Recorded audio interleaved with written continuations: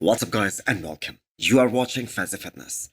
So let's start this video with the recent physique update of the mutant, Nick Walker, who is now a 2 times New York Pro champion. So I do not know how many of you guys read one of his posts regarding the New York Pro and how he was mentally struggling to find the groove. And I have to say that is very unlikely of Nick Walker, because mentally he is one of the strongest bodybuilders out there. And he has always been that way. He stays very regimented and he gets locked in very easily. As soon as the prep starts, he is laser focused. But this prep was different for Nick. Now he did get away with the win, but the thing is that was just by 1 point.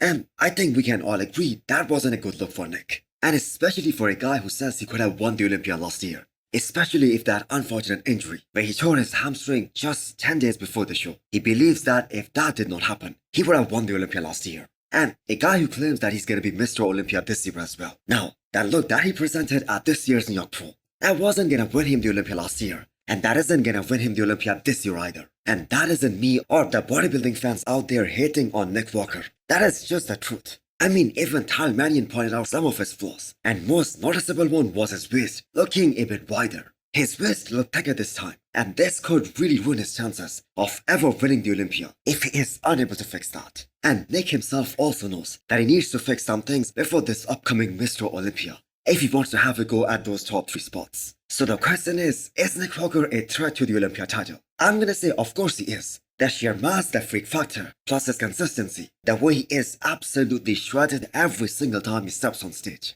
That actually makes him dangerous, because the same cannot be said about the other guys, except for Hadi Choopan and Derek. All the other guys have shown us that they can come in off. And even conditioning wise, I have to say it wasn't the best Nick Walker at this year's New York Pro that we have ever seen. But he had a nice balance of everything. He had the fullness, he had good enough conditioning. So 20 weeks till this year's Mr. Olympia. That is plenty of time for him to fix some issues. And he himself also believes that he can fix his waistline. So the mutant is going to be confident going into the 3rd Olympia of his career. But do let me know what you guys think. How high can he place? Can he beat a guy like Samson Dauda?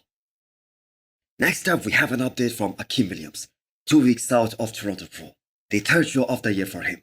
And Akim this year so far has been one of the best that we have ever seen in his entire career. The look that he was able to bring at the Arnold Ohio at the finals and then at the Arnold UK, that was truly impressive. So he placed 6th at the Arnold Classic Ohio, which could easily have been 4th. And Akim proved to everyone that he is a better bodybuilder than John De La Rosa and James Hollingshead, by beating both these guys first at the Arnold Classic Ohio finals and then at the Arnold UK overall. So Akim right now is 2 weeks out.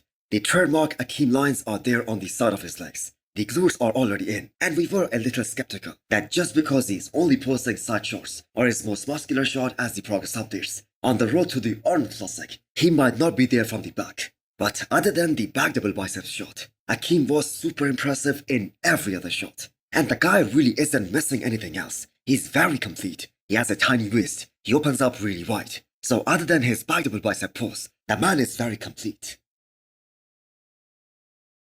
So with Quinton Beastwood trying to pick himself for Toronto Pro, which is mostly a gamble, as we do not exactly know how that's gonna play out. Because we have seen it now so many times that coaching yourself doesn't always work. In fact, it rarely works. But there is one thing that we can be very sure of. He is gonna be a lot better than what we saw at the New York Pro.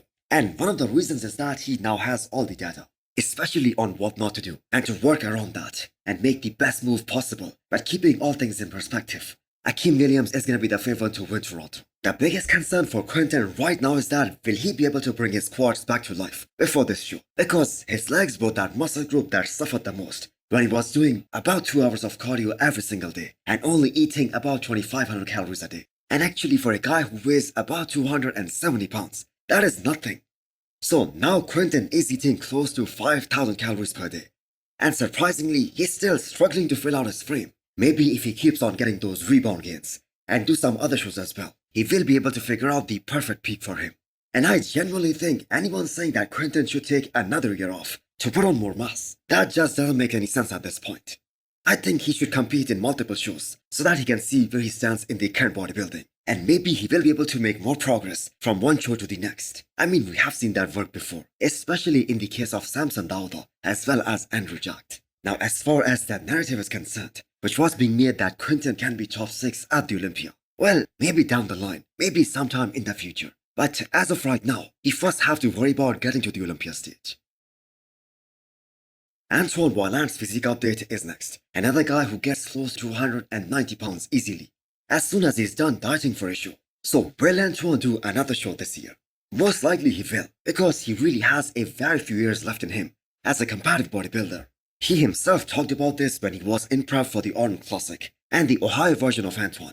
That was without a doubt his best look that we have ever seen from him. He looked really awesome at that show. Plus the fact that he took the entire 2023 off, I think he would want to compete more. So most of the upcoming shows are going to be loaded with great competition. So Van Pro could have been a good show for Antoine. But that show is now only 7 weeks away. Yes, Antoine did not get out of the shape exactly post-Arnold Classic tour. But a guy like John Jewett is way out of him, especially in terms of conditioning at 7 weeks out. So many of us do not realize that Antoine has been competing longer than most of the pros in the current circuit of bodybuilding. So how long will he continue to pursue professional bodybuilding at the highest level?